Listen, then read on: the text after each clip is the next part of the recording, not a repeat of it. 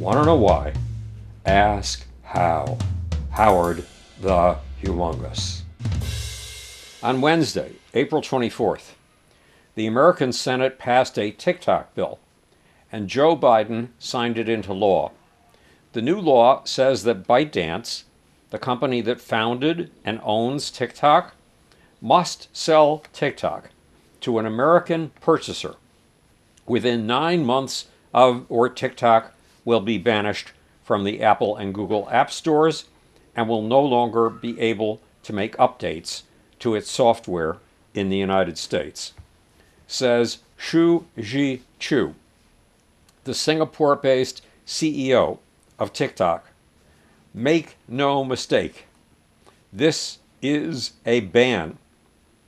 And Chew is calling on TikTok's 170 million American users to make an overwhelming noise, a noise that will set TikTok free. What's more, Chew plans to take this to court. He says it violates the First Amendment. And he's right. But here's the real problem. TikTok is one of the greatest platforms ever invented for asserting your identity, developing your talents, and trying to gain what every one of us needs more than food, shelter, and clothing. Attention, recognition from others. Not to mention that TikTok is a platform for creating new businesses and making a living with them. 7 million new businesses so far, at least according to TikTok. All of that is TikTok's positive side. But there's also a negative side, a dark side. TikTok is owned by a Chinese company, ByteDance, and the Chinese Communist Party's military-civil fusion strategy dictates that every Chinese company must make its staff, its technology, and its data an arm of the Chinese People's Liberation Army whenever it's called upon to do so. That includes Chinese companies operating in the United States. What's just as bad, TikTok's parent, ByteDance, has had a Chinese Communist Party committee inside the company for the last 10 years. And one former ByteDance executive says that in 2019, the Chinese government used TikTok to pin down the identity of the protesters clogging Hong Kong's streets. What's worse, said this executive, ByteDance made TikTok's American data available to its Communist Party committee. TikTok's CEO, on the other hand, swears that in its 8-year history, TikTok has never turned over data to the Chinese government. But a turnover of live data only needs to happen once to be devastating. Let's say China is about to attack Taiwan, the independent democratic island that China claims as its own. We Americans are sworn to defend Taiwan. If the Chinese People's Liberation Army is about to send its landing craft across the Taiwan Strait, it can use TikTok's staff, technology, and live data to determine whether American soldiers or sailors are being gathered together and where. In other words, it can tell if it is catching us off guard and taking us by surprise. How?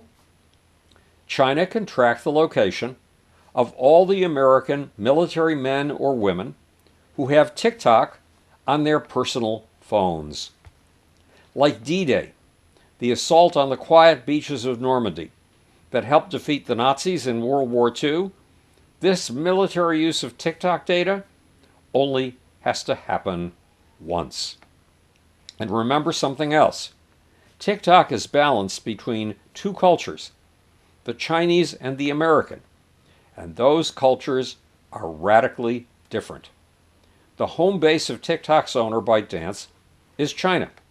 Keep in mind that China not only regards all Chinese living in the motherland as citizens subject to Chinese dictator Xi Jinping's laws, China also regards every person of Chinese birth anywhere in the world as subject to the security laws of Xi Jinping.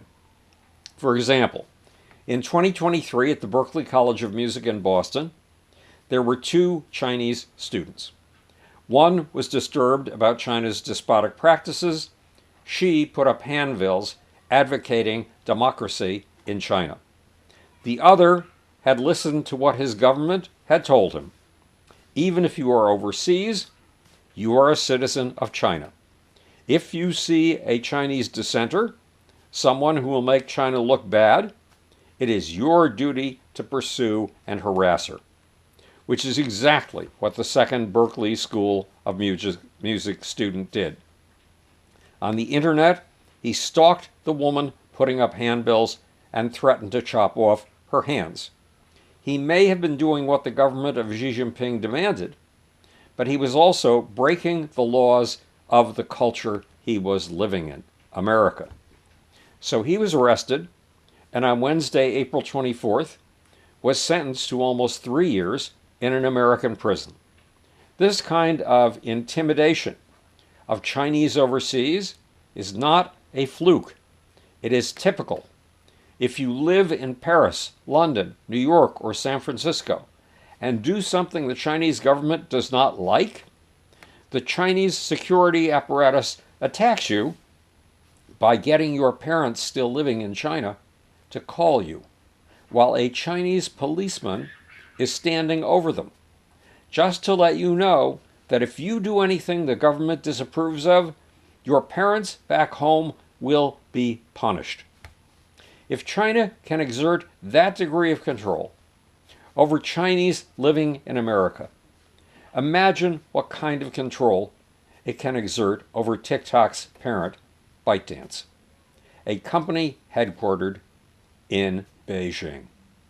This is Howard Bloom speaking to you from the future. It's your job and my job to make. Or, want to know why? Ask how. And now for that silly, impossible to find little off button.